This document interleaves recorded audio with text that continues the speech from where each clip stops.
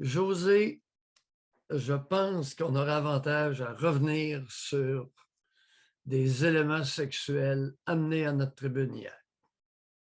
Chers abonnés, bienvenue. Et ne vous gênez pas pour partager le dernier appel du 10h30 d'hier. Parce cet appel-là est futuriste. Je vais aller voir si, je ne sais pas s'il y a déjà un extrait sur les groupes, mais il va l'être assurément. Cet appel-là est annonciateur d'une tendance forte, lourde, impactante. De quoi je parle? Les spas. Les spas au Québec. Il s'en est vendu une barge dans les dernières années au Québec. Il s'en vend et on me dit que c'est rendu que ça coûte un bras. De 4-5 000 il y a à peine quelques années, c'est rendu 22 23 000. Wow! J'ai dit, qu'est-ce qu'ils mettent dans le spa pour que le spa vaille aussi cher? Pourquoi je vous parle des spas? Moi, j'entends des histoires. J'entends des histoires qui se racontent pas souvent ailleurs que dans mon bureau. Mais j'attends que ce soit amené à notre tribune, dans bien des cas. Hier, il y a une situation qui est loin d'être anecdotique qui a été amenée et qui reflète une chose. Peu importe les faits de l'histoire de M. Alexis, les spas vont modifier beaucoup les comportements sexuels des Canadiens français qui vivent au Québec. Les autres ethnies, je n'ai aucune idée. Je vous dis que les Canadiens français ont des comportements sexuels déclenchés par la fréquentation d'un spa. J'ai très hâte de vous entendre. Parce que ce sujet-là, je le connais. Moi, j'ai eu un spa pendant une dizaine d'années, là. C'est pas 15 ans, là. Alors, autour du spa, avec un peu d'alcool, se produit des offrandes. Des offrandes de fellation. Des offrandes d'exhibitionnisme. C'est peut-être pour ça que les ventes augmentent. C'est-à-dire que les tops de bikini sautent. Assez régulièrement, le bas saute avec. Ce n'est pas rare. Et hier, M. Alexis s'est ramassé finalement avec une dent chancelante et une perturbation majeure de la dynamique familiale. C'est pas anodin. Alors, j'ai rien contre les spas. Oui, quoi? Mais c'est quoi d'abord? C'est que les spas participent activement à une modification des comportements sexuels, particulièrement entre les amis des Canadiens français qui vivent au Québec. Ça m'étonne, ça m'étonne ce matin, votre propos, pour vrai.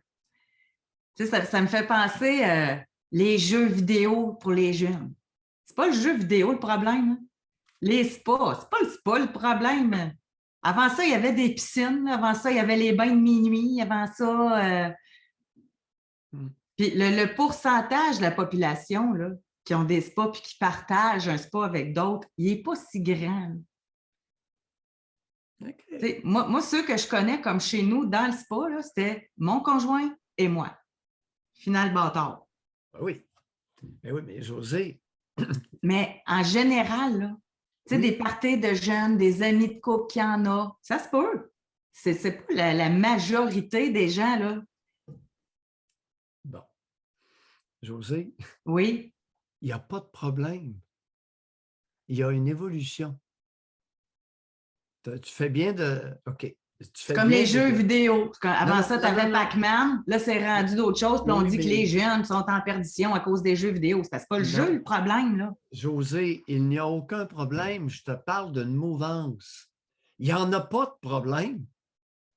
Les spas, ce n'est pas un problème.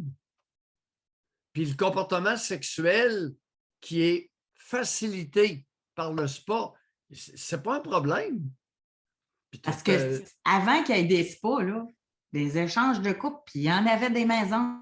oui, mais ce que j'essaie de te dire, c'est que le spa est un espace favorisant l'intimité sexuelle, plus grande qu'à l'intérieur de deux personnes. Mais il n'y a pas de problème là. Je te parle d'une mouvance. C'est un lieu, c'est un espace qui favorise le dénudement des corps et l'offrande de fellation. Pour ceux qui n'ont pas compris, l'offrande de pipe et de suce. C'est une belle place dans le sport. Je ne sais pas comment il s'installe, là. J'imagine que le gars doit s'asseoir sur le bord pour recevoir une pipe. Elle ne suce pas dans l'eau quand même. Ça doit être comme dans la piscine, il s'assied sur le bord. Puis, oui. Ça doit être ça. Oui. Alors, j'entends, je voulais simplement partager le fait que le spa devient de plus en plus un espace d'élargissement de l'intimité sexuelle des Canadiens français qui vivent au Québec, avec lequel je n'ai aucun problème. Parce que tu as raison, s'ils ne se mettent pas là ou s'ils ne s'expriment pas sexuellement dans le spa, ben c'est une question de temps avant qu'il y ait une autre occasion. C'est ça. Et ceux qui, c'est pas leur genre, ça ne sera pas plus dans le spa. Exact. Exact. Mais c'est un lieu très favorable et ça donne ouverture. Ça donne ouverture à beaucoup plus d'expressivité sexuelle chez beaucoup de femmes. Les grosses, c'est bien évident que c'est pas... vous n'êtes pas concernés ici, là. C'est surtout des minces avec des seins refaits. Oui, c'est vrai. Mais je comprends pas le point. Je comprends pas, là.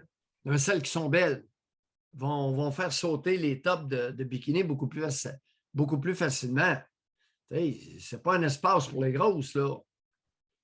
Les grosses. Voyons, matin. Les spas, c'est pas un espace pour les grosses. Non, c'est pas un espace d'expressivité sexuelle pour les grosses. Mais non, voyons. Ben voyons, je vous explique, sûrement je comprends même votre propos. Qu'est-ce que vous voulez dire par là? Parce que je comprends vraiment pas, là.